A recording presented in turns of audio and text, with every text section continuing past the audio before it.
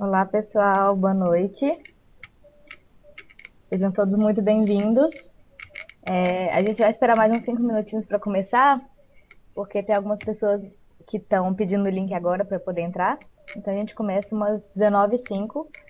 Eu vou pedir para todo mundo ficar com o microfone no mudo, porque o Valdir vai falar, e aí para não atrapalhar. Vocês estão me ouvindo? Pode escrever no chat, Estamos sim. Eu tô, pelo menos. tá, né? Então tá. Daqui a 5 minutinhos, então, 4 minutinhos agora, eu volto para dar as boas-vindas pro Valdir, que já está compartilhando a tela aí com a gente. E a gente começa, tá bom? Obrigada por todos terem entrado aí.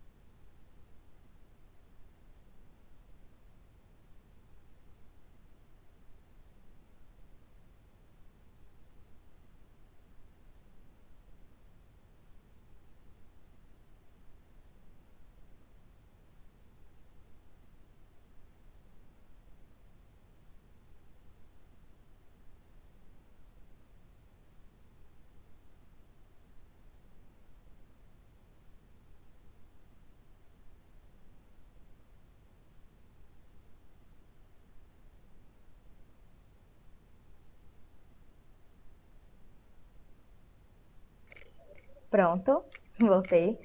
Já esperamos 5 minutinhos, tem mais gente entrando aí. Queria agradecer a todo mundo por ter entrado, por ter feito a inscrição, por estar sempre com a gente, em todos os eventos, em tudo que a gente faz. A gente está fazendo de tudo para poder divulgar mais conteúdos, o máximo de coisas possíveis para o pessoal entender mais. O que vocês também precisarem, ou tiverem alguma ideia de conteúdo, pode falar pra gente também, que a gente vai atrás, a gente tem vários mentores. E o Valdir é um dos nossos mentores de UX, né? Ele é da Cotidiano e ele é da Stiling. Então ele vai falar um pouquinho mais com vocês. Valdir, obrigada por ter aceitado o convite. Tá aí? Bom, tô aqui, tá me ouvindo? Tô sim. Ah, massa. Achei que tava com o meu microfone fechado. Não, tá aberto. Legal. Obrigado, Mari. Por Valeu. nada. Toda a galera que está aí assistindo, já vi um monte de gente aí que eu já conheço, já vi por aí, pelos eventos em Brasília, pelos eventos da Cotidiano. Como a Mari falou, sou fundador da Stiling, eu trabalho com a Cotidiano já, sou mentor da Cotidiano desde o primeiro camp. Eu faço uma dobradinha com a Paula aí, que é a outra mentora de UX. Ela sempre faz o trabalho de fazer um início, assim, de mostrar, colocar um ground zero, assim, de UX, mostrar o que é a disciplina. E aí depois eu venho com algumas coisas já mais ativas, algumas coisas para a gente colocar na prática. Uma coisa legal desse webinário de hoje é que esse mesmo conteúdo que a gente vai mostrar hoje é o conteúdo que a gente tinha utilizado, que utilizou no ano passado, exclusivamente para a galera da Cotidiano, para quem era acelerado da Cotidiano. Então hoje vai ser um mix meio de webinário com workshop. A gente não vai fazer, evidentemente, nenhum exercício agora, a gente tem um tempo bem fechadinho. Mas quem tiver interesse de fazer os exercícios do Hooked Model, no final eu vou passar um link aí para vocês, e aí vocês vão receber a instrução. Quem quiser fazer os exercícios vai poder fazer, vai poder me mandar, vai ter um bate-papo, a gente vai encontrar alguma maneira de meio que revisar o que vocês fizeram de acordo com esse framework que eu vou mostrar para vocês aqui. Uma coisa que é interessante dizer, e meio que eu falei quando eu comentei sobre a Paula, hoje a gente não vai falar de UX como disciplina, a gente vai falar bem de um framework, de uma partezinha que está inserida nessa disciplina de UX, mas não é como um todo, é uma coisa um pouco mais aplicada realmente. Como vai funcionar? A gente vai fazer essa apresentação do framework e mostrar algumas atividades. Depois a gente vai abrir para perguntas. Vocês já vão deixando as perguntas aí, se vocês quiserem ir escrevendo as perguntas nos comentários. É bacana que a gente vai ter um tempinho para respondê-las. Já que não der para responder aqui, a gente vê uma outra maneira de responder. Vou deixar meu Twitter, minhas informações aí. Vocês podem, a partir dali, me procurar e a gente vai tirando a dúvida que vocês tiverem. E depois das perguntas eu deixo o link do material, tanto da apresentação quanto das instruções para vocês preencherem e fazerem as atividades, se vocês tiverem interesse. A gente está liberando isso daqui agora, né, esse conteúdo que era exclusivo para as aceleradas, porque a galera do Camp Novo, que vai começar agora, a gente já preparou um outro material para essa galera e então, eu achei interessante a gente compartilhar uma coisa que até poucos meses atrás estava só nas mãos de quem estava participando da aceleração. Acho bacana a gente dividir isso com a comunidade. Bom, eu vou começar falando sobre dois caras e sobre duas linhas aqui.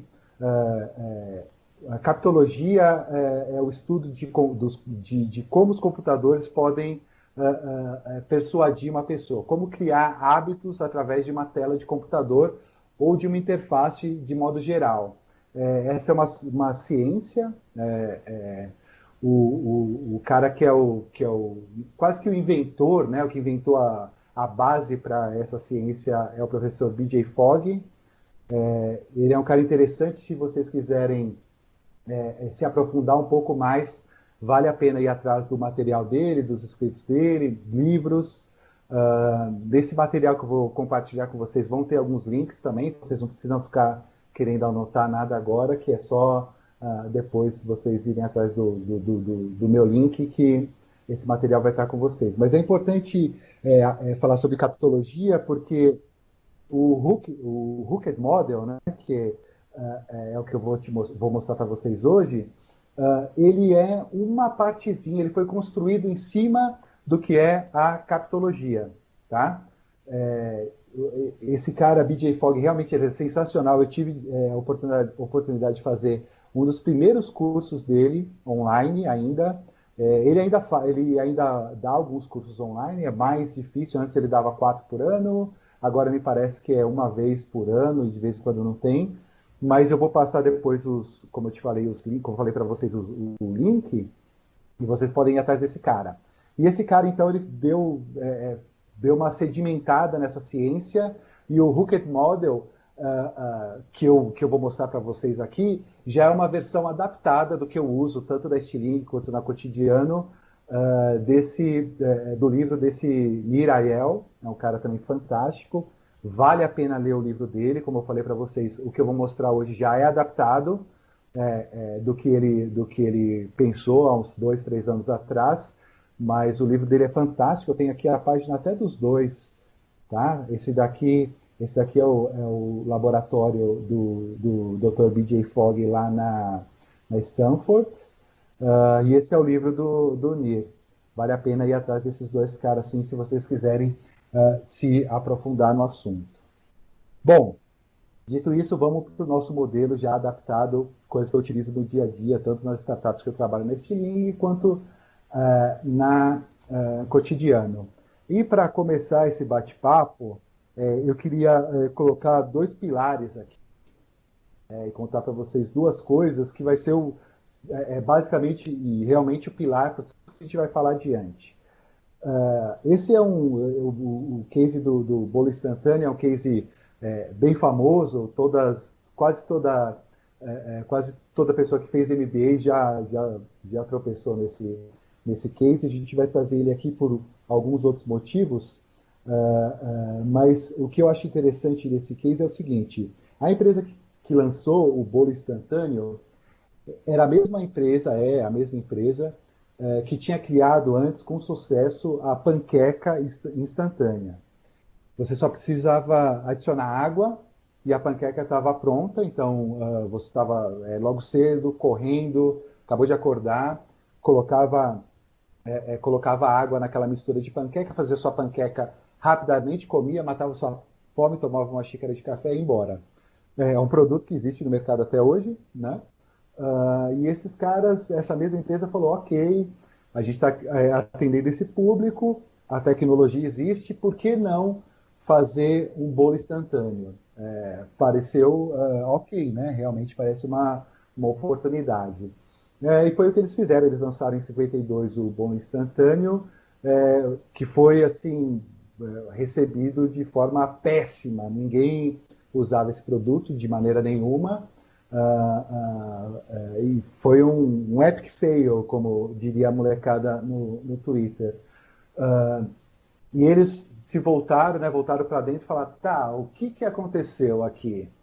A gente tem a mesma tecnologia que a gente utiliza nas panquecas, a gente está utilizando no bolo. O público é exatamente o mesmo, são as mesmas pessoas. O que deu errado? E aí eu queria deixar um minutinho vocês pensando nisso. Qual é a motivação de se fazer um bolo? Por que a gente faz um bolo? Por que alguém faz um bolo?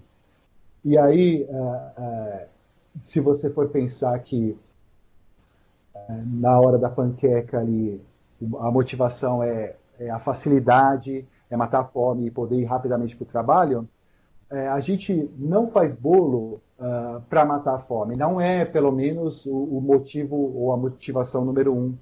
de se fazer um bolo. Quando a gente faz o bolo, ou quando alguém faz o bolo, ela está querendo ter um outro tipo de experiência, uma experiência mais de troca. Quando ela se importa com alguém, com a família, com os amigos, ela faz o bolo e esse bolo, ele é de alguma maneira esse elemento que mostra que ela se importa com o outro, né? Com essa família dela, com os amigos e vice-versa. Então, eu acho muito interessante esse case aqui, porque mostra que o mesmo público, a mesma tecnologia, aplicada em dois cenários diferentes, deram um resultado totalmente diferente. E a solução que eles deram, eu acho assim, fantástica a solução que eles deram para esse produto, foi o seguinte, eles pioraram o produto bolo instantâneo. Ao invés de só adicionar água, eles tiraram também o ovo em pó e a partir de determinado momento você tinha que adicionar água e ovos. Em alguns casos, o leite também.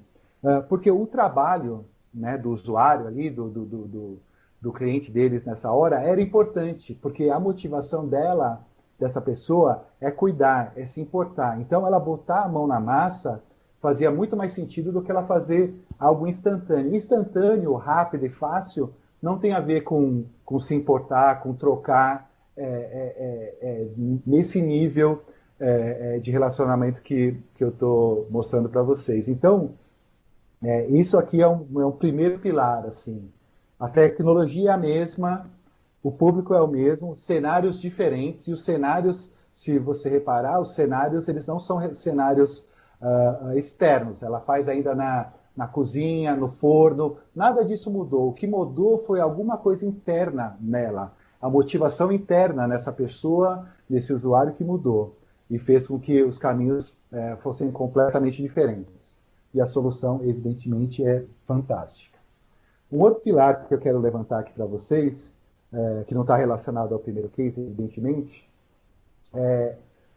eu queria que vocês pensassem um pouco e se lembrassem o que acontece quando você tem um inseto na sua pele, um inseto bate no seu braço.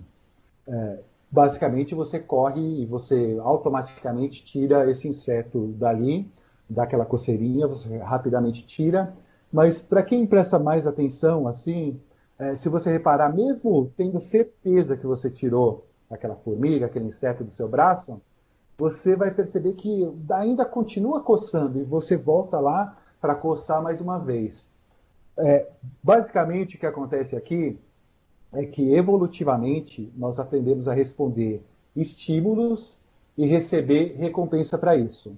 Insetos, são até hoje, né? Alguns são muito perigosos para os humanos. A gente vive em ambientes super controlados, então as coisas são diferentes.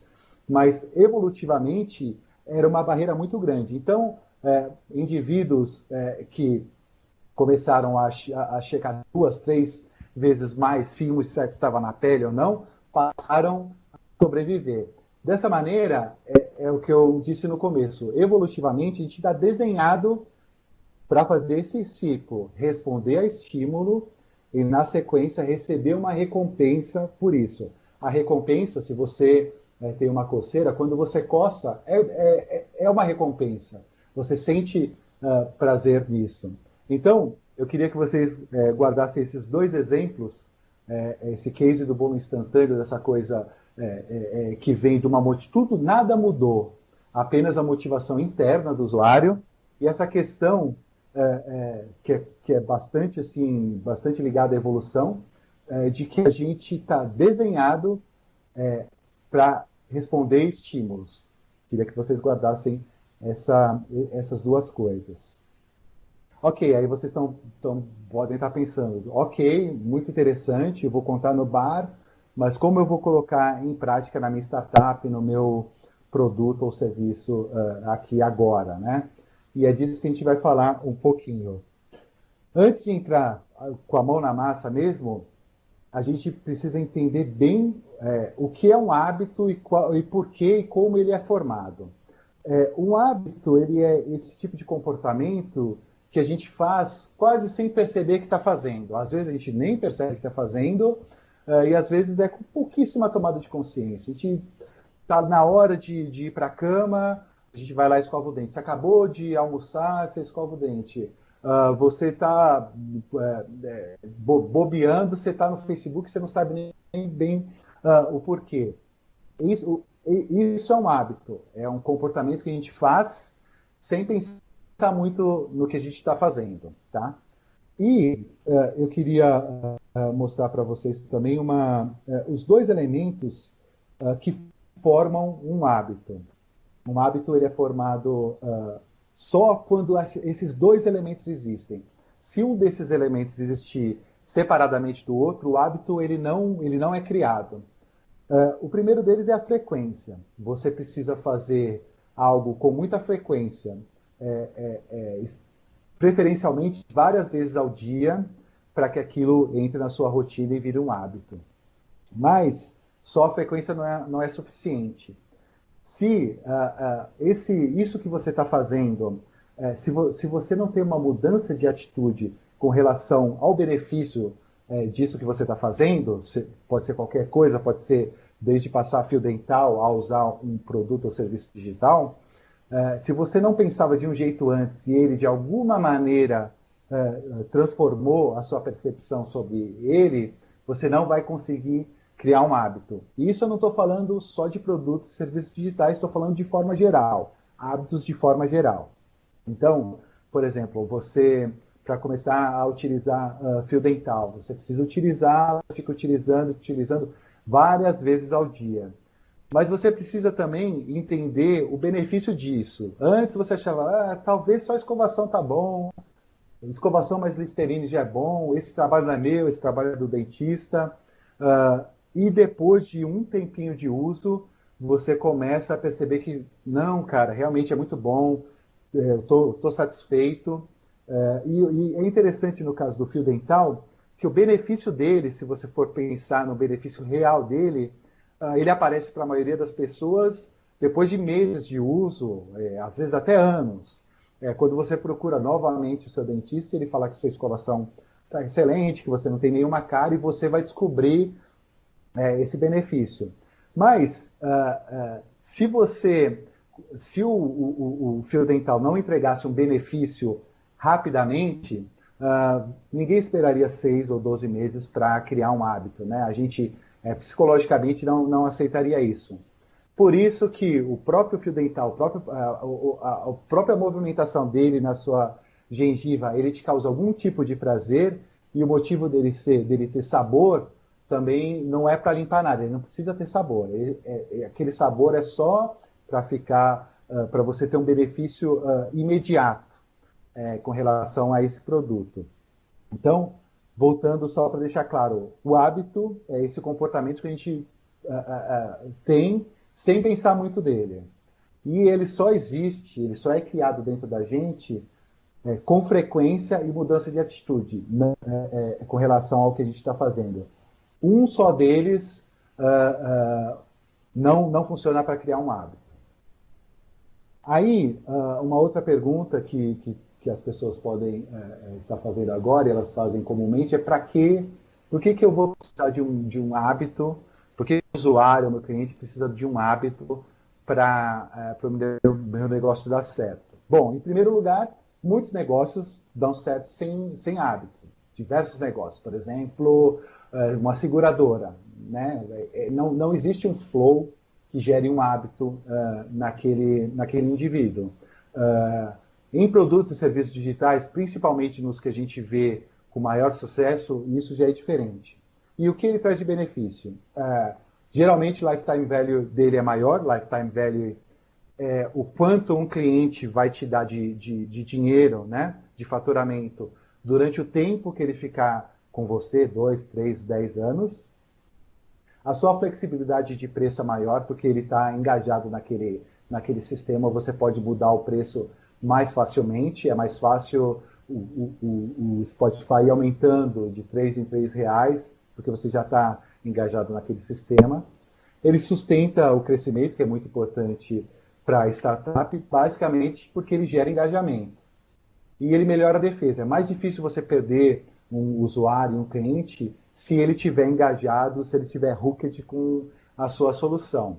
É, podemos utilizar o caso aqui também do Spotify. Quanto mais você utiliza o Spotify, mais o Spotify sabe sobre você, mais playlist você vai criar lá dentro, mais coisas você está colocando, mais valor você está colocando lá dentro. É mais fácil você pagar os R$ 3 pro Spotify, mesmo que tenha uma oferta muito interessante do lado, porque você não vai levar toda a inteligência criada durante 2, 3 anos dentro do Spotify para esse novo player. Então, esses são os principais benefícios de você ter um produto em que está inserido um hábito ali dentro. Muito bem, esse daqui é o modelo Hooked. Ele é um modelo circular com 4 itens. Ele começa no gatilho, ou seja, meio que pedindo para alguém fazer alguma coisa. Essa coisa é alguma ação. Depois dessa ação, você vai dar para esse usuário algum tipo de recompensa. Por ele se sentir recompensado, você pode solicitar que ele invista alguma coisa na sequência. E não é à toa que tem uma flechinha ali ligando o Hooked Model, porque ele é circular mesmo. Você pode ligar esse ciclo de Hooked com esse mesmo ciclo, depois para ele utilizar esse mesmo ciclo várias vezes, ou ligar ainda a um outro ciclo. A gente vai falar de cada um desses itens para vocês entenderem bem. Agora, lembra aqui que a gente está falando de ação e recompensa, que, como eu falei para vocês, é um tipo de coisa que a gente meio que está desenhado evolutivamente a fazer. Ok, vamos dar sequência então. Aqui é uma das atividades, lógico que a gente não vai fazer agora, nem vamos entrar muito nesse detalhe. No final, se você tiver interesse, você vai poder pegar o link e fazer com calma essa atividade. Então vamos direto falar sobre gatilho. O gatilho é o primeiro item ali do fluxo do Hooked Model. E um gatilho ele pode ser interno ou externo. Os gatilhos externos a gente está cansado de ver e saber quais são. São botões, o botão de play, são o despertador, enfim, coisas externas que falam o que a gente tem que fazer, ou o que o usuário tem que fazer. Por exemplo, a gente, de modo geral, a gente conhece muitas maneiras de criar hacks para mudar o trigger externo. Basicamente, Growth Hacking trabalha com os triggers externos, trabalha muito bem, a gente tem literatura vasta já hoje em dia sobre isso, e a gente conhece na prática também isso. Uma coisa que é mais desconhecida são os triggers internos. O que seriam esses triggers internos? É o tipo de informação que, ao invés de vir de uma placa ou de um botão ou de um despertador, do que eu tenho que fazer na sequência, é algo que vem internamente. É um pouco mais ligado lá ao case do bolo instantâneo. É algo que vem de dentro da gente, tá ok? Ela pode estar ligado às emoções, rotina, pessoas, situações e lugares. São basicamente coisas internas que falam para a gente o que a gente tem que fazer na sequência, diferentemente dos externos que estão mostrando para a gente o que a gente tem que fazer na sequência. Muito bem, eu queria fazer só um exercício aqui com vocês para trabalhar um pouquinho essa questão da diferença do trigger interno e externo, para ter certeza que vocês estão entendendo. Quando a gente se sente sozinho, que plataforma que a gente costuma utilizar? Você não foi na balada hoje, acordou meio que de madrugada, o que você vai fazer? Você quer saber o que está acontecendo lá fora, você quer se conectar com as pessoas, você entra no Facebook para se conectar com elas.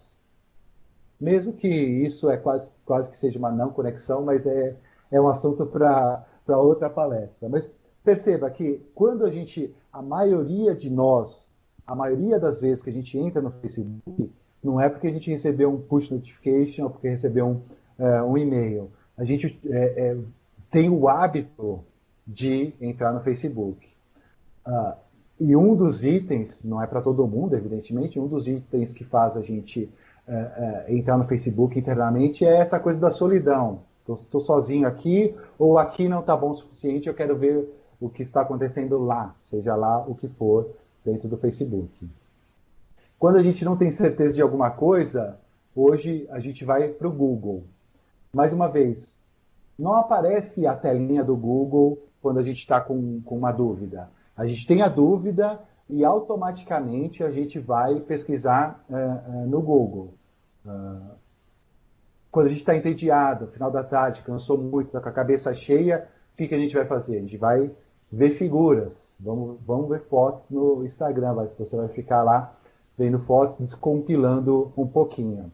Percebe que nenhum desses itens aqui, na maioria das vezes que a maioria de nós utiliza um desses serviços, não é porque a gente recebeu um trigger externo. Às vezes o trigger externo está também presente, a gente vai ver isso um pouquinho mais adiante, mas a causa principal da gente utilizar é um trigger interno, é alguma coisa dentro da gente, seja um contexto, como eu falei, emocional, ou mesmo as pessoas, ou um contexto geográfico que faz a gente utilizar determinados serviços.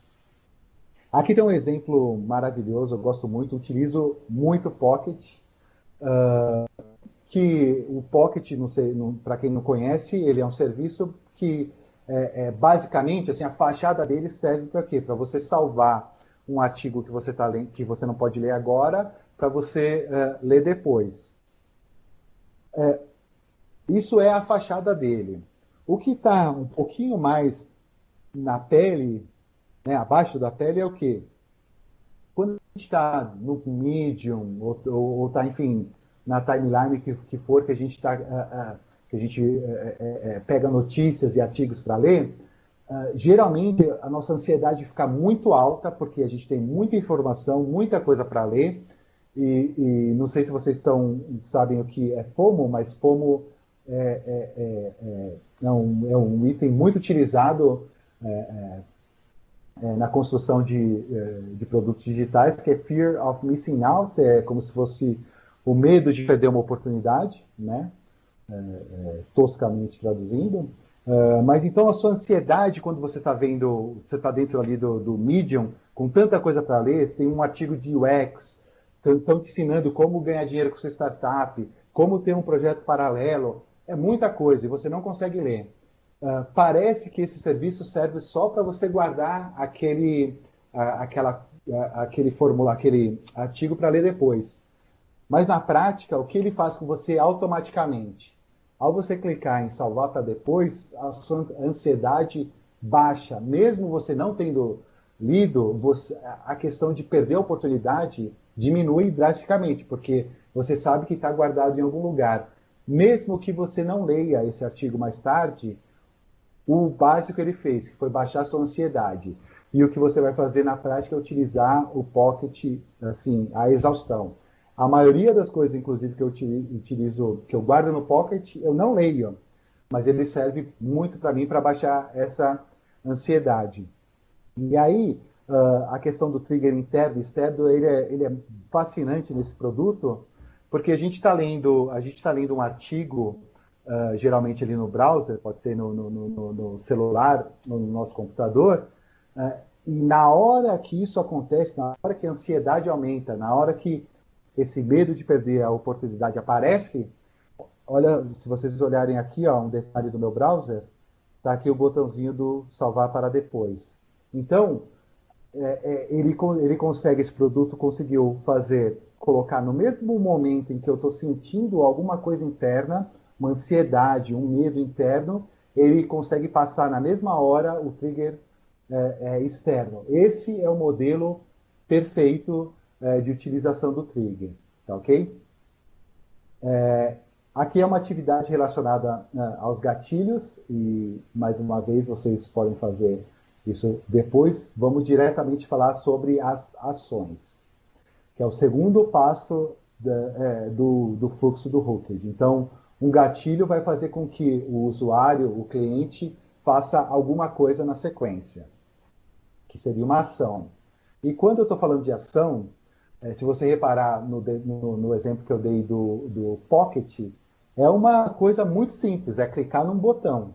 Tá? Então, A ação basicamente é uma coisa bem simples, como clicar no botão, ou, por exemplo, fazer scroll, apertar um botão e dar play, procurar alguma coisa no Google, né, bem rapidamente, também não dói nada. E para quem não sabe, realmente o Palmeiras não tem mundial, tá? E aí, como eu falei para vocês, o professor B.J. Fogg, que estruturou o que a gente sabe sobre captologia, e criou essa linha base em que o Hooked Model está em cima, ele criou essa fórmula, que a gente vai trabalhar um pouquinho com ela agora. Que está dizendo o que aqui? Que o C, que é o comportamento, é igual a motivação, habilidade e gatilho. Se você tiver a motivação, a habilidade e o gatilho acontecendo ao mesmo tempo, isso vai gerar um comportamento. A gente vai esmiuçar um pouquinho melhor isso daqui agora. Antes disso, eu queria mostrar alguns fatores que podem aumentar ou diminuir a motivação. A gente está vendo aqui o M, exatamente faz parte da fórmula, que é a motivação. A busca por prazer e a busca por evitar a dor, busca por esperança e evitar o medo, e busca por aceitação e evitar a rejeição, são itens que aumentam, que podem melhorar a motivação. E nesse sentido, o ser humano é assim. Os itens que estão aqui na direita, que são os negativos, aumentam mais a motivação das pessoas do que os positivos. É como é. Não matem quem está apenas trazendo a mensagem. 6 fatores que aumentam ou diminuem a habilidade. Vamos voltar aqui para a nossa fórmula. A habilidade está aqui, ó, H. Então a gente falou já motivação, o que pode aumentar ou diminuir a motivação. E aqui os 6 fatores que aumentam ou diminuem a habilidade. Você ter mais tempo ou menos tempo, você ter mais dinheiro ou menos dinheiro, aquilo precisar de um esforço físico maior ou menor, se precisar de ciclos mentais maior ou menor, ou seja, se for mais complicado ou menos complicado fazer determinada ação, se é socialmente comum ou incomum, por exemplo, selfie há um tempo atrás poderia ser estranho, hoje é socialmente comum a gente se deparar com gente fazendo selfie. Então, isso também afeta. E se algo é não rotineiro, se é rotineiro ou não rotineiro para aquele indivíduo. Então, eles afetam esse item de habilidade. Então, a gente falou aqui sobre motivação, sobre habilidade e sobre gatilho. Tá? E aí, que esse daqui é o slide mais importante da apresentação, que é basicamente essa fórmula que eu mostrei aqui antes, ela colocada num gráfico. Então, quanto mais motivação, mais acima aqui, mais motivado o indivíduo está. Quanto mais habilidade ele tem, mais para cá vai. Ou o indivíduo tem habilidade, ou a ação é fácil e ele consegue fazer. A gente mede só a habilidade mesmo nesse caso. O que ele estiver bastante motivado e for bem fácil dele fazer, o gatilho vai funcionar. Essa região aqui, o gatilho não vai funcionar. Então, a gente pode ter uns exemplos assim. Por exemplo, esse pentágono aqui. Vamos dar o exemplo que, nesse caso, você está esperando uma ligação de alguém, de um garoto, de uma garota que você quer ficar, está ficando, enfim, da sua namorada, do seu namorado, ou alguma coisa, uma entrevista de emprego, alguma coisa importante, você está super motivado para atender aquela ligação. Mas por algum motivo, você está, sei lá, no banho, ensaboado e tal, e não consegue atender. Né? Você ouve o telefone tocando, mas você não consegue atender porque você está tomando banho. Então, o gatilho vai falhar aqui. Não adianta ter o gatilho se você não consegue, se você não tem habilidade de atender o telefone.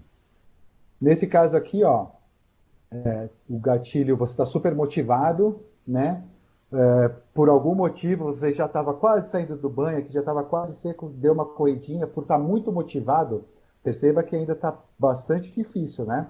Tá bem difícil de você fazer esse tipo de ação. Mas por você estar muito motivado, o gatilho, você escutou o telefone e você conseguiu dar uma corridinha, secar rapidamente e falar com a garota ou com o garoto aqui e combinar o seu date de sexta-feira à noite. Nesse caso aqui, você está no triângulo aqui, você está super motivado para falar com essa pessoa, esse emprego é muito importante para você, e você está sentado num café, tomando café, olhando para o celular, tocou o telefone e o gatilho funcionou, você está muito motivado e foi muito fácil de você receber.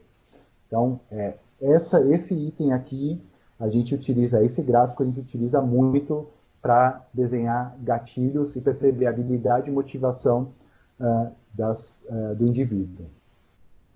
Eu falei aqui antes sobre os fatores que ajudam na motivação e os que ajudam na habilidade do indivíduo.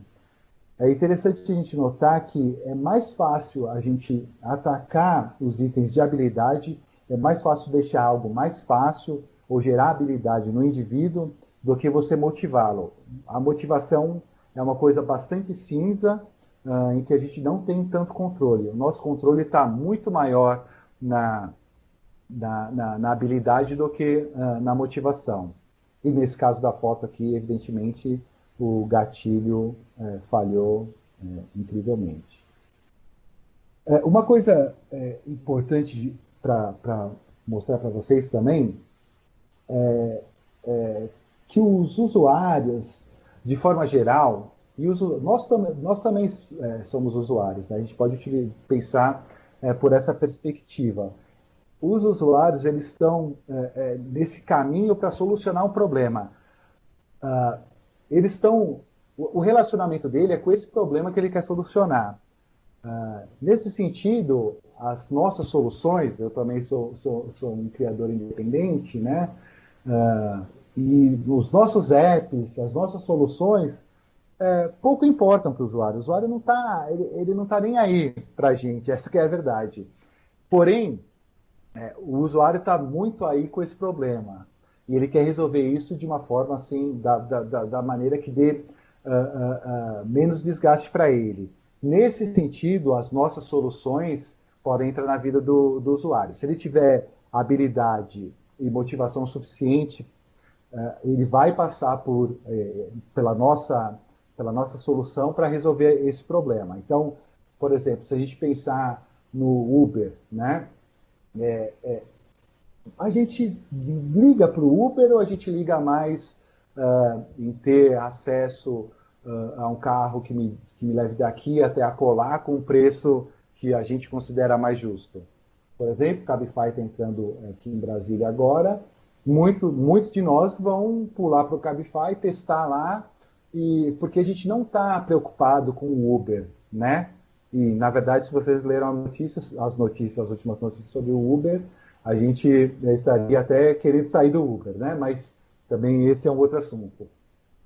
Nesse ponto, então, é importante a gente deixar bem claro que não são só nossas soluções que o usuário não está nem aí. Ele não está nem aí para nenhum tipo de solução. Ele só liga para a solução daquele problema. E se seu app, sua plataforma, seu negócio ajuda ele a fazer da maneira mais fácil, economizando mais dinheiro, economizando mais tempo, ele vai utilizar a sua solução. Eu tenho dois exemplinhos aqui para a gente mostrar como isso funciona dentro desse espectro lógico do Hooked Model que eu estou trazendo. Então, um caso aqui do Pinterest, um caso real do Pinterest. O usuário ele está entediado, ele está sem nada para fazer, mas ele está de alguma forma curioso. É um pouco diferente de algum outro cenário que a gente até comentou aqui sobre o Instagram, por exemplo.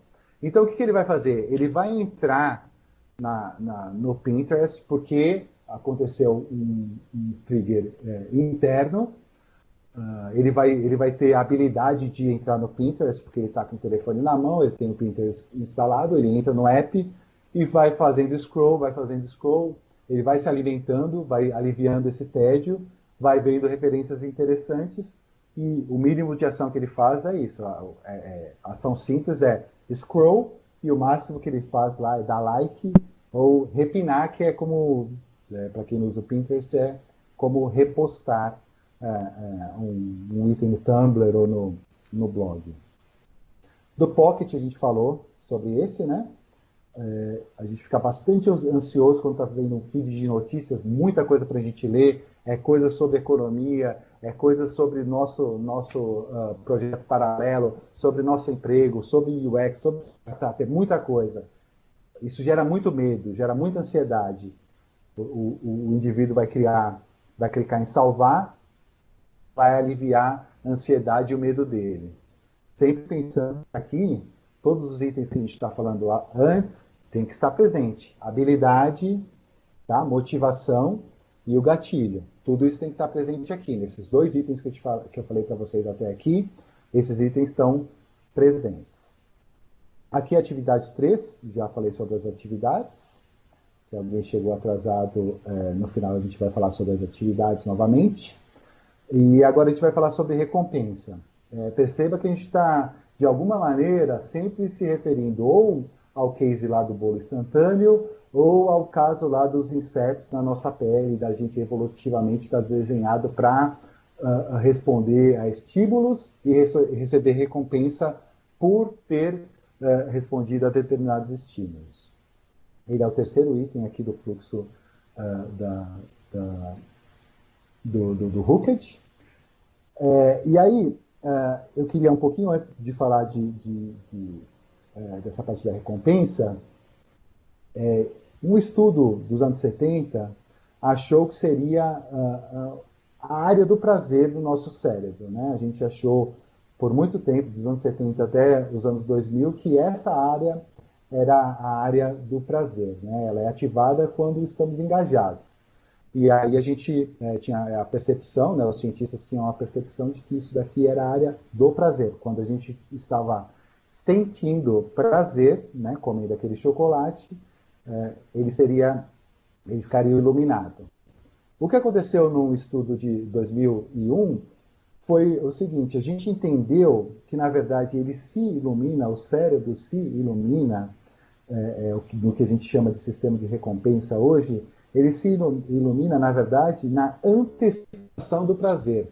Na hora, essa figura do lado esquerdo é quando está existindo a antecipação do prazer, você sabe que vai comer aquele chocolate, vai tomar aquela cerveja, é isso daqui, ó, é isso que está acontecendo. Quando você está comendo chocolate ou tomando cerveja, para usar dois exemplos que a gente pode falar nesse horário, você, na verdade, esse núcleo aqui, ele fica calmo, tá?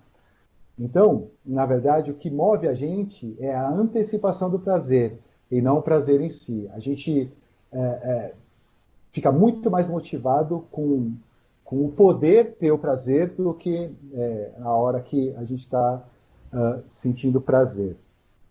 Um outro item que eu vou trazer para vocês para a gente modelar essa questão da recompensa é a questão do desconhecido.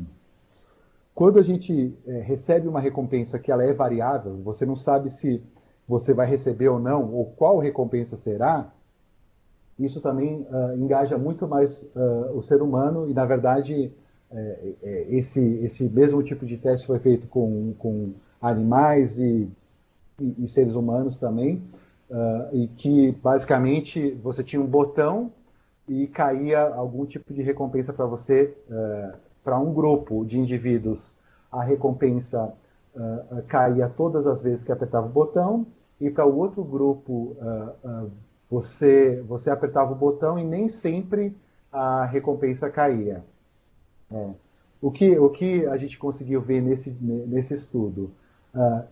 Que os indivíduos que sabiam que ao apertar o botão cairia uma comidinha ali, um doce, uma bala, o que seja, eles apertaram muito menos aquele botão, eles se engajaram muito menos com aquela interface. Os indivíduos que não sabiam o que iria sair ou quando sairia algum tipo de recompensa, clicaram muito mais aquele botão, apertaram muito mais aquele botão, se engajaram muito mais com aquela interface, porque eles não sabiam o que teria ou quando teria de recompensa. E linkando com o que a gente conversou antes, essa antecipação do prazer é o que nos move, é o que faz a gente ir adiante, e não o prazer em si. Comer aquela comidinha, a bala, o sorvete, ela na verdade estabiliza a gente. O thrill, a nossa alegria, o que faz a gente ir adiante é a antecipação uh, é, desse prazer. E aí, né, o Nir, ele separou os tipos de recompensa em três deles, né? Tribe, Hunt e Self. Isso aqui é uma ilustração do livro dele, do Hook, que eu vou passar depois para vocês o link, para quem tiver interessado acessar. Tem facinho de achar, tem no Brasil. Salvo engano, tem a tradução em português também, eu não tenho certeza, mas é quase certo que existe tradução. Então ele separou nesses três tipos de recompensa, e o seu produto ou serviço tem que ter pelo menos um deles. A maioria tem dois tipos de recompensa. Então vamos falar primeiro das recompensas Tribe, né, que são as recompensas sociais. Aí o que são as recompensas sociais? Elas estão ligadas à empatia, à parceria, à competição. É basicamente a recompensa que vem de outro indivíduo e não de uma máquina, tá? Então, a gente pode pensar que num jogo que você joga contra outra pessoa, os jogos hoje online tem essa característica, a parceria, por exemplo, no caso, pode ser um tipo de plataforma de trabalho, né? Então, são recompensas, como eu disse, que não vem da máquina. Não é um badge que você ganha porque você fez 10 coisas. É algo que vem de outra pessoa. E tem algumas coisas relacionadas a esse tipo de recompensa que são interessantes, que a gente adora, nós, seres humanos, amamos o ser humano. É incrível. E a gente adora receber recompensas sociais. Muito provavelmente porque as recompensas sociais, elas são, por natureza, variáveis. Você nunca sabe como um outro indivíduo vai escrever, vai te comentar, ou se ele vai dar like, ou se ele não vai dar like, ou o que ele vai dizer sobre aquilo. Sempre existe essa quase que instabilidade, né? É bastante variável a recompensa, né? A resposta de um outro indivíduo. E dentro desse mesmo espectro, a gente valoriza muito o reconhecimento, mais uma vez, vindo de outro indivíduo, ou de um grupo de indivíduos. A gente valoriza isso muito mais do que fazer pontos aleatoriamente. O Stack Overflow, por exemplo, é uma plataforma que ele funciona basicamente por reconhecimento, tá? Não sei se vocês conhecem, mas um post, né, uma resposta ali no Stack Overflow, ela é bem trabalhada, ela é quase que um artigo, bem desenhado, e a pessoa gasta horas para responder uma questão dentro do Stack Overflow. E ela faz isso por quê? Porque o reconhecimento é uma recompensa, o reconhecimento de outro indivíduo ou de um grupo de indivíduos é fantástica para a gente. As recompensas sociais, elas só são válidas se elas vêm de pessoas. Não adianta você pensar em modelar uma recompensa que pareça social, mas é que ela vem automaticamente do sistema. Então, é bom vocês estarem com isso em mente. Hunt é basicamente busca por recursos. Ele está ligado, esse tipo de recompensa está ligado numa coisa bastante animal nossa. Ele se conecta com essa coisa de busca por alimento, né? A caçada realmente. essa caça por recompensas materiais variáveis que a gente tem na nossa civilização, né, no dia a dia, com todos os tipos de jogos que dão esse tipo de recompensa. E mesmo uma coisa prática do nosso trabalho, do tipo, será que aquele cliente vai fechar? Será que eu vou receber aquele aumento? Será que o bônus virá? Tudo isso cai nesse item de recompensa Hunt. Aí tem um case aqui que eu acho que também ilustra magicamente isso. Eu não lembro de onde eu peguei esse exemplo aqui, mas de toda maneira é super interessante. A gente tem essas duas lojas, são lojas que vendem com preço bem baixo, né, nos Estados Unidos, a JC e a Ross. A JCPenney, inclusive o CEO dela é um CEO da Apple, você pode perceber que ela é bem limpinha. Não CEO era da Apple, está na JC, né? Um cara que era da Apple foi CEO aqui, na JC. Mas repara que é bem organizado, claro, né? Muito interessante. Na Ross, Dress for Less, dá uma olhada como é essa foto. O ambiente já não é tão agradável e não é tão organizado.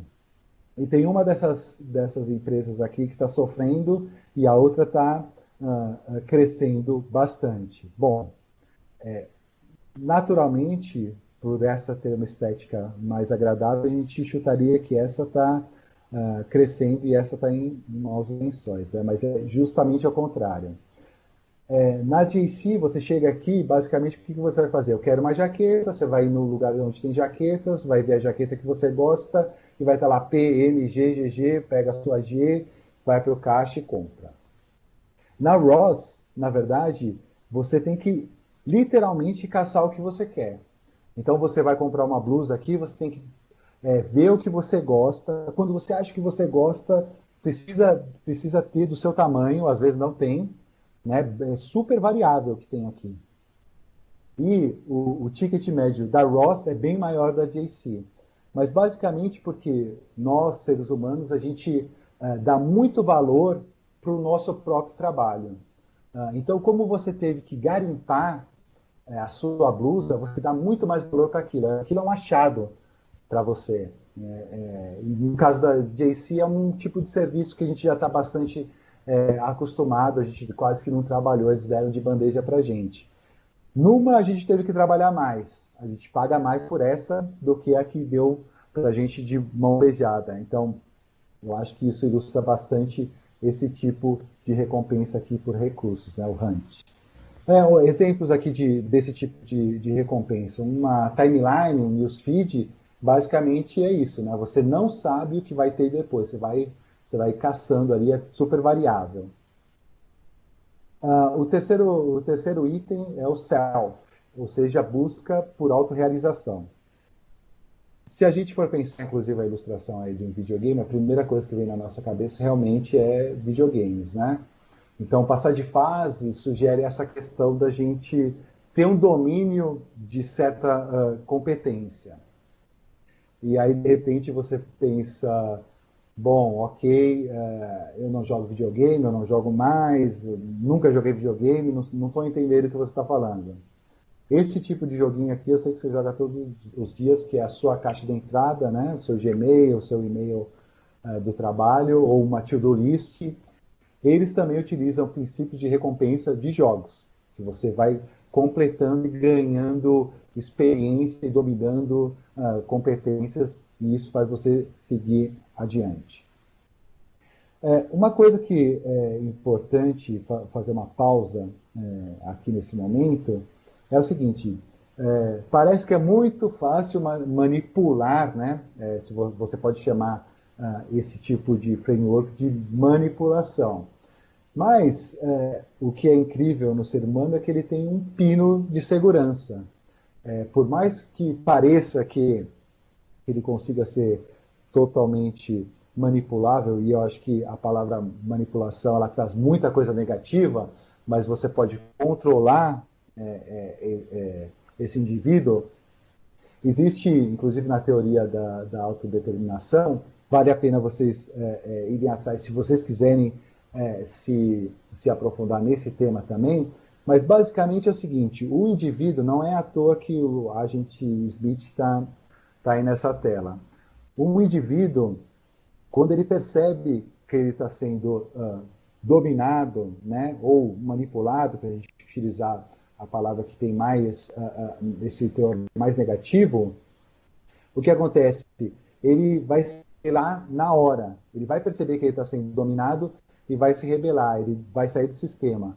É maravilhoso, a gente pode criar sistemas e caminhos para o usuário seguir, mas se você tentar manipulá-lo, você não vai conseguir, porque ele vai perceber e vai se, como aconteceu no Matrix, ele vai se rebelar contra o sistema, né? E no caso, no sistema vai ser seu produto ou serviço. Então, é interessante você pensar nisso, que existem limites, inclusive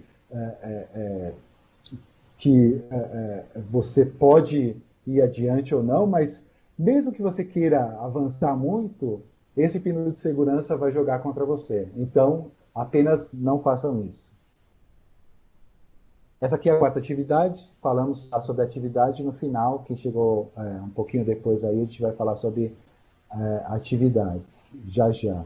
Eu queria tocar agora no último item do fluxo de Hooked Model, né, que é o investimento, e que de modo geral é o que menos a gente presta atenção como designers e produtores, todos nós aqui, é o que menos a gente presta atenção. É claro que, para muitos de vocês estão vendo esse framework aqui pela primeira vez, né? Esse modelo pela primeira vez.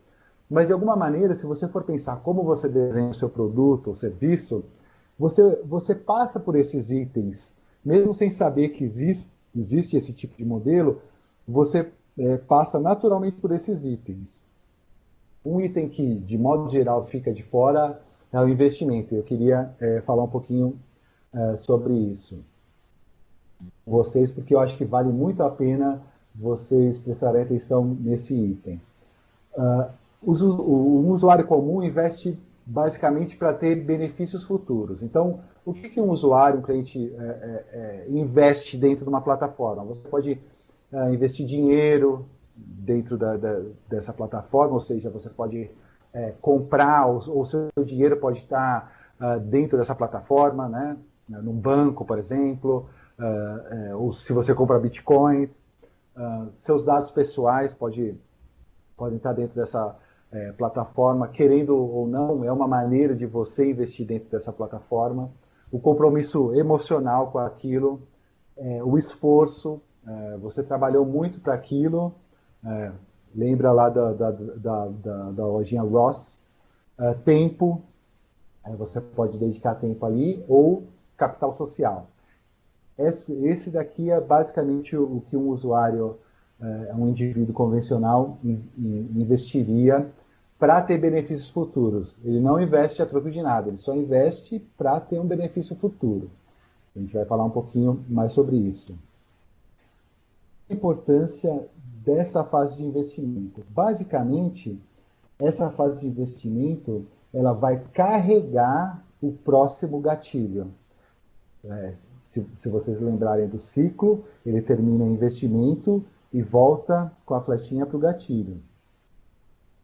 Nesse sentido, o investimento basicamente aumenta essa possibilidade de ele passar novamente por esse mesmo flow ou por um outro flow que você queira que ele passe. Então, como ele pode fazer isso? Carregando um novo gatilho. Você está lá no Pinterest, você foi dando scroll, uma hora você gostou de alguma coisa e repinou, repostou. O que aconteceu? Você carregou um novo gatilho, que muito provavelmente será um gatilho que vem lá do trigger externo, que é, ao repinar, você colocou algo na sua timeline e na timeline de todo mundo que te segue.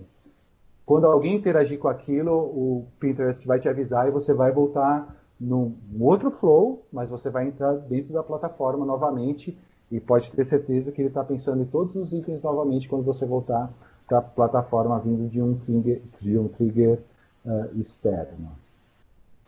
Outra maneira que o indivíduo pode investir dentro de uma plataforma é guardando valor. E é claro que a primeira coisa que vem na nossa cabeça é dinheiro. E sim, dinheiro também, mas muitas outras coisas. Por exemplo, o conteúdo que está lá no seu e-mail, né? Todos os seus e-mails, é muito importante para você.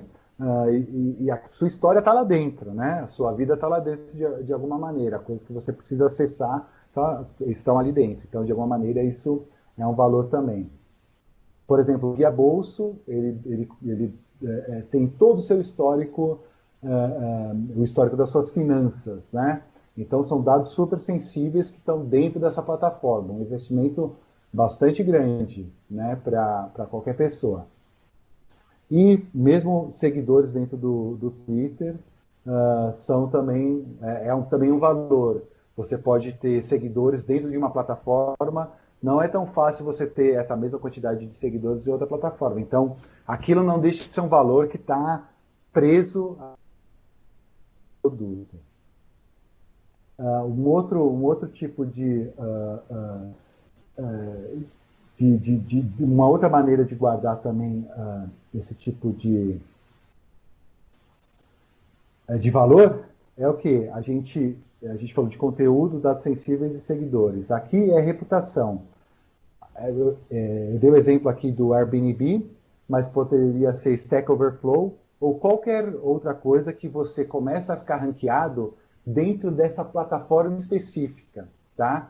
Então, você tem um valor muito grande, você é verificado e tem muitos comentários dentro do Airbnb. Se uma outra plataforma vier, você não vai conseguir transferir para aquela. Então, esse é um investimento que você pode fazer, que a gente pode pensar também que é de valor. Tá ok? Bom, essa aqui é a última atividade, né, desse webinário / workshop. A gente vai falar um pouquinho mais das atividades daqui a pouco. Eu queria ver com a Mari se a gente tem perguntas já, Mari.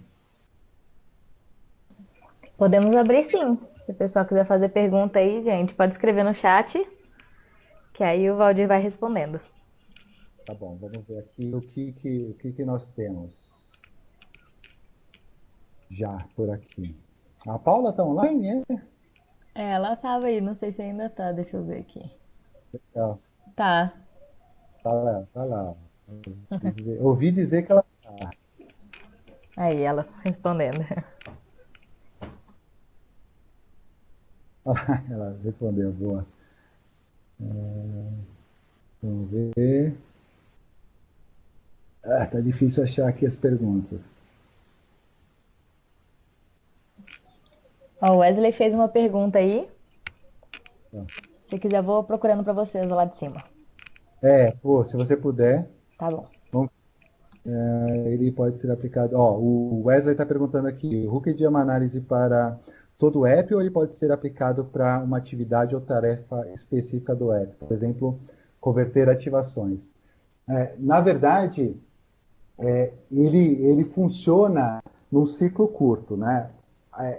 O que eu utilizo é basicamente pensando num ciclo de uso único. Eu não gosto de pensar o Hooked como espelhando uma feature, né? Eu penso muito mais num ciclo de uso, ou seja, o usuário tem um problema, ele está dentro da plataforma, ele entrou na plataforma, ele vai resolver esse problema assim, assim, assado, passando por esse ciclo do Hooked, vai investir para ligar um outro Hooked. Então, por exemplo, se você está com um problema só no sign-up, com certeza você pode utilizar.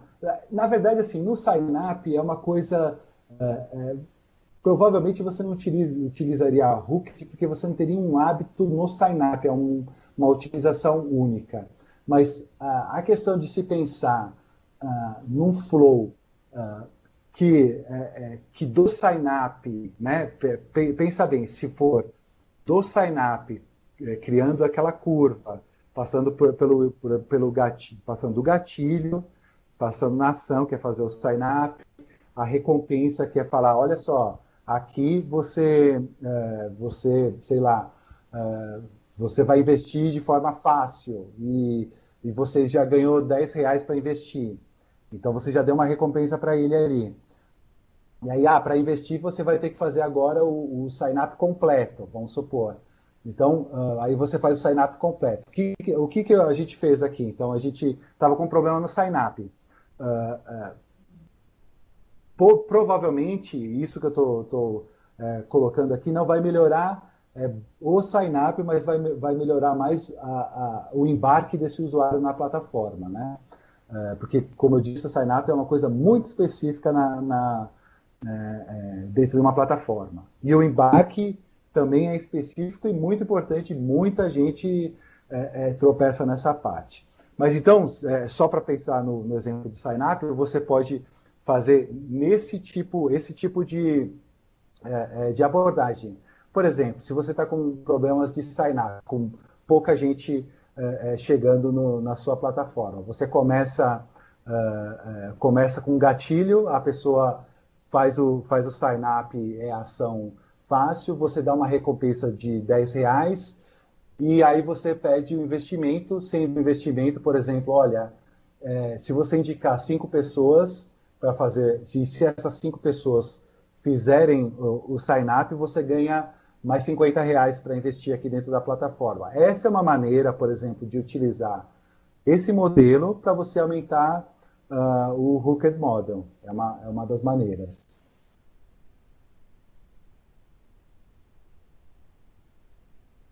Vamos ver se a gente acha mais alguma coisa aqui. Depois o Wesley grita aí se ele conseguiu, se eu consegui responder a pergunta dele. A Rita está perguntando aqui, o objetivo do produto deve ser atender todo esse modelo em cada ciclo de validação? Não, no começo eu falei inclusive de produtos e serviços que não utilizam um hábito para ter sucesso, né? Nem todo produto precisa de um hábito. E às vezes você precisa ter esse hábito só em 1 ou 2 ciclos. Só para ficar mais fácil, uma ou 2 features principais. Você pode ter esse ciclo de criação de hábito só, por exemplo, na sua feature principal. Eu não gosto muito de falar de feature, eu gosto mais de falar de ciclo, mas eu estou dizendo feature aqui porque aí todo mundo sabe do que a gente está falando. Mas basicamente é um ciclo do usuário dentro do produto. Você pode ter só no principal, você percebe? E você pode ter ou só no principal ou só no que faz sentido. Pode ser que o seu principal não faça sentido ter um hábito. Se você é uma seguradora, por exemplo, a sua venda vai ser de ano em ano, né? Mas você pode criar, porque você acha que precisa ficar mais ao lado do cliente, o cliente precisa lembrar mais de você, você pode criar algo que faça sentido ele ficar passando por um tipo de ciclo. Sempre entregando valor para o indivíduo e um valor ligado ao problema principal que você está resolvendo, tá? Essa coisa de deixar muito distante esse contato com o cliente meio que diário, semanal e o objetivo que você entrega é uma coisa totalmente diferente, nem sempre dá certo.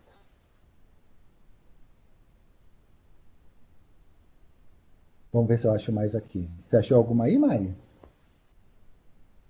Achei, peraí que eu vou copiar para você. Ó, tem a Paula. A Paula tá falando aqui, ó. Ela tá colocando uma observação aqui bem legal. O case da Ross. O importante é saber o ponto exato entre esconder algo para engajar o usuário e não deixar tão escondido a ponto do cliente não achar o produto. É isso, fantástico. Com certeza absoluta, isso é bem importante.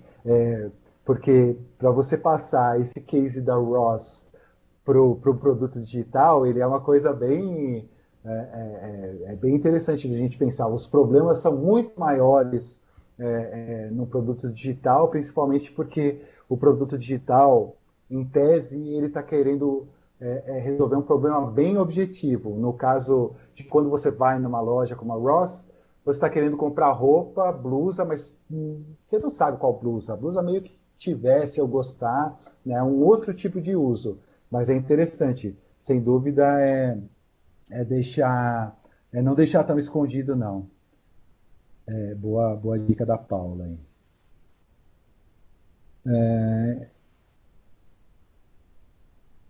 Ah, legal. Ó. O Leonardo está perguntando, Wesley colou aqui, está falando que o assunto é bem legal. É, a dúvida dele é a seguinte: em que momento do ciclo de vida das atividades do desenvolvimento de um novo negócio é possível aplicar esses conceitos? Bom, voltando um pouquinho para o início, esse conceito aqui ele é só um framework que faz parte, que foi criado em cima de captologia, né, que é essa ciência, e ele engloba essa disciplina grande que é UX, tá? Então, você pode a qualquer momento utilizar uma ferramenta, um framework, alguma coisa para, mesmo que você já tenha um produto pronto, né, que já tem cliente, você pode utilizar alguma dessas ferramentas. Inclusive, você pode adicionar, inclusive, algumas empresas não têm perfil de UX, ela adiciona só depois. Idealmente, o interessante é você ter UX desde o começo. Você pensar nisso desde o começo. Porque na prática, é o que eu converso muito, que decisão de design, né, você faz querendo ou não. Se você não está ligando, se você acha que a disciplina ainda não existe dentro da sua empresa, da sua startup, do seu produto, querendo ou não, você ou o desenvolvedor, ele está tomando decisões de design. Alguém está tomando essas decisões. É importante trazer UX desde o começo para que essas decisões sejam mais informadas.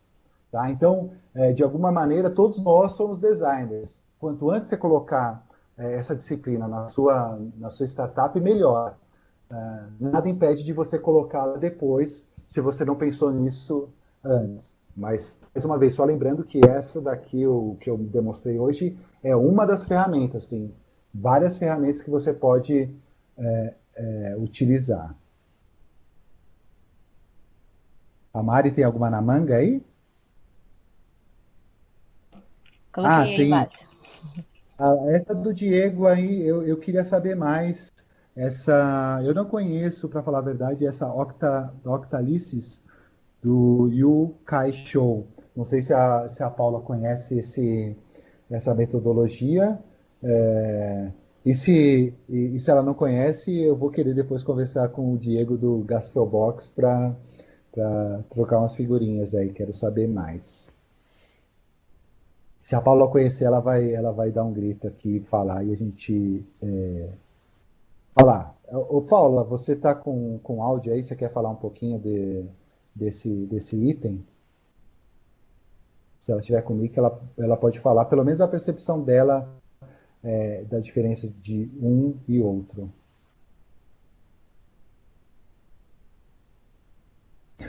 O Dudu falou que ela pode abrir o áudio, então é isso.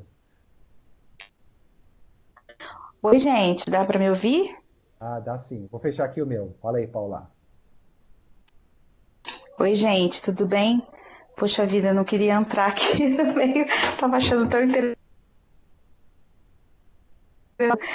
Esse Octalysis é de um designer que trabalha com gamificação, e aí ele criou esse desenho que a gente pode utilizar para contabilizar o quanto você está conseguindo gamificar a sua solução. Então é interessante porque ele coloca vários pontos para você considerar. Agora eu não vou me lembrar o nome deles, mas serve para você ir pontuando cada uma dessas áreas. Então ele diz assim: você está deixando bastante, você está pensando nessas motivações intrínsecas, né, que você até falou no começo, né, aquela que vem, enfim, de dentro, né, não é especificamente um prêmio que você vai dar, né, para quem conseguir chegar ali num determinado patamar.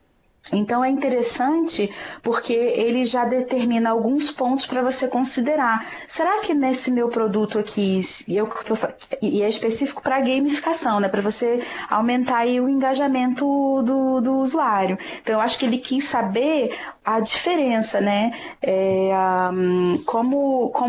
O que eu conheço desse Octalysis é basicamente isso. Não tanto para você ver qual a pontuação da sua solução, mas quais pontos que você não está atingindo. Então, é até uma ferramenta bem interessante e eu acho que ela é complementar ao Hooked Model, é o que eu diria aqui. Porque eu acho que a gente tem que usar disso tudo mesmo, a gente tem que conhecer um pouco de cada e ver como que a gente consegue complementar aquilo que a gente está fazendo no momento. Eu vou passar aqui o áudio para você de novo. Obrigada. Valeu, Paula. Obrigado. Massa. Legal. Também não conhecia. Muito bom. Vamos ver a Rita. A Rita está falando aqui. Uhum. Tem uma trilogia Gameplay, fui vendo os games e tudo, né? Olha, o que eu falei um pouquinho antes ali, naturalmente a gente como produtores e designers de solução, de alguma maneira a gente passa por esses elementos, mesmo sem conhecer a ferramenta específica, pensando que tudo isso que ele falou aqui, né, ele não criou, ele mais observou, inclusive observou o trabalho do Dr. B.J. Fogg e facilitou criando essa ferramenta. Sim, ela está falando assim, gamification, em gamification a própria experiência é a sua recompensa, correto? Sim? Sim, de alguma maneira sim, mas se você for pensar no Hooked Model, eu só faria essa observação, que a recompensa ela não pode estar muito desvinculada do que você está tentando resolver, né? Às vezes, com essa questão do gamification, eu acho que não é isso que a Rita está querendo dizer aqui, mas eu acho que ela abriu uma oportunidade legal para falar, que é como se fosse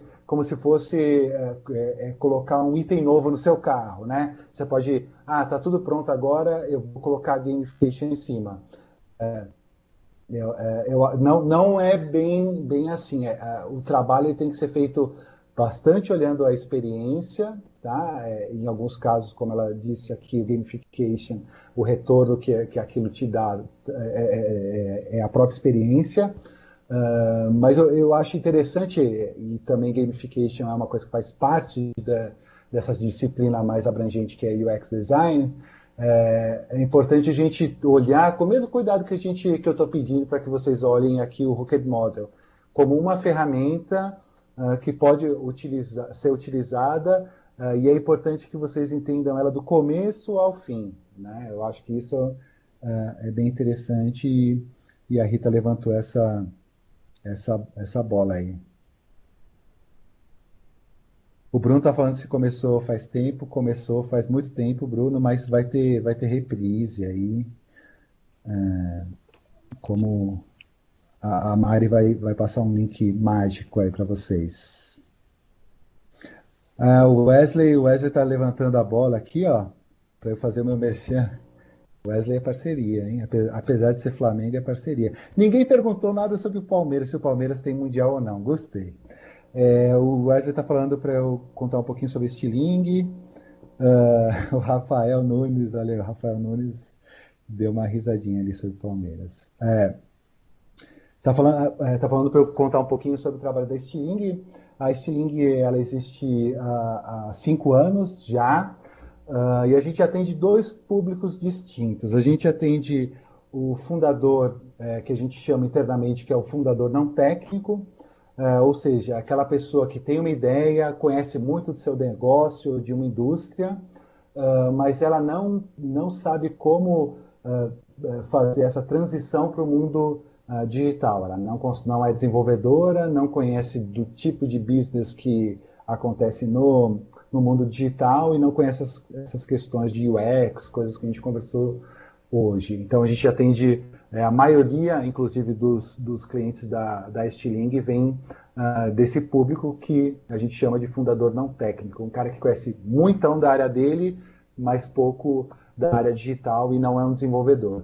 Do outro lado, tem os desenvolvedores, gente que conhece muito da área técnica, mas aí eles querem ajuda justamente nessa parte de UX, também um pouco do desenvolvimento de negócio, o tipo de negócio digital ele é bem diferente de outros tipos de negócio, né? As oportunidades e as dificuldades são grandes, então, mesmo sendo uma pessoa que consegue desenvolver totalmente um produto, eles buscam a gente para essa outra camada. A gente trabalha com esses dois públicos. Além disso, as empresas grandes, hoje em dia, elas querem se conectar muito com esse mundo de startup, basicamente com vocês e como vocês, empreendedores e desenvolvedores e designers e fazedores, eles querem entender muito como vocês fazem, e aí a gente tem um produto que atende bem essas empresas já de grande porte, são empresas que já estão totalmente estabelecidas e gigantes. A gente consegue atender através do Design Sprint, que é uma metodologia criada lá no Google Ventures, que vocês devem conhecer também. Se não conhecem, então vão procurar, que é interessante. E a gente atende esse tipo de público dessa maneira, que é com sprint de 5 dias para pensar em inovação, pensar levar um pouco desse mundo nosso aqui, né, de vocês e meu, para esses gigantões aí, né, que eles precisam também. Vamos ver aqui. A Paula já está mandando o linkinho aí, ó, boa. Vamos ver. A Rita está falando que não é desenvolvedora. Massa. Mari, você achou mais uma pergunta aí? Não, só isso mesmo. É isso então? Então, massa. Aí eu vou, só para a gente finalizar aqui, eu vou só colar isso aqui no. Para quem quiser fazer os exercícios, é só seguir o coelho. Ops, seguir o coelho branco aqui, desse linkzinho aqui.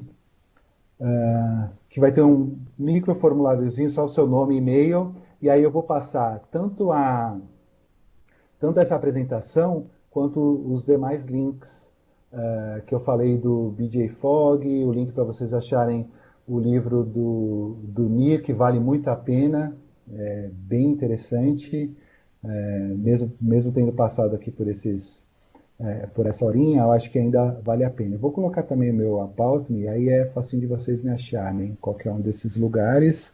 Se, de repente, vocês tiverem dúvidas depois, acordar à noite, deveria ter perguntado isso, pode me procurar lá no Twitter ou em qualquer uma dessas redes sociais, que eu vou estar por lá. E aí, quem quiser fazer o exercício, para quem estiver ao vivo escutando agora, eu vou dar alguns dias aí para fechar a turminha.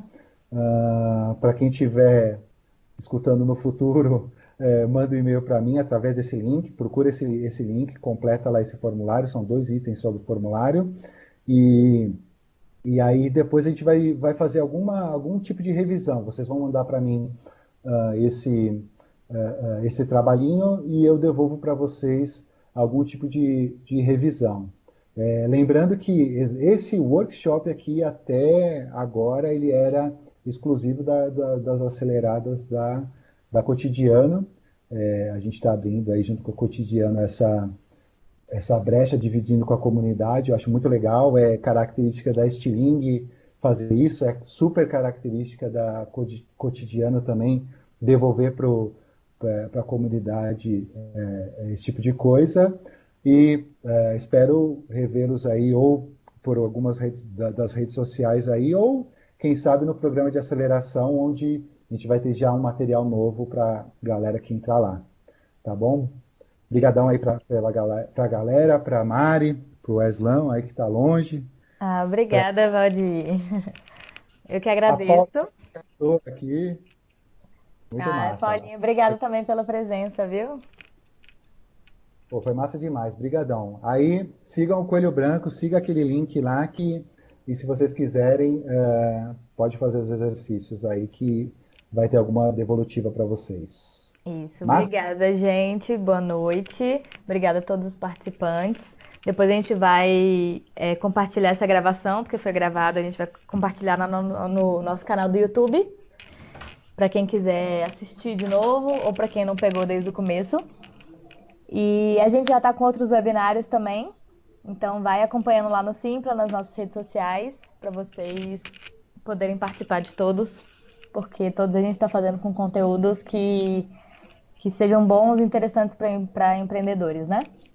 E eu vou mandar um linkzinho para vocês, se vocês puderem responder um formuláriozinho falando do webinário, do tema, o que vocês acharam, e indicação de próximos temas também.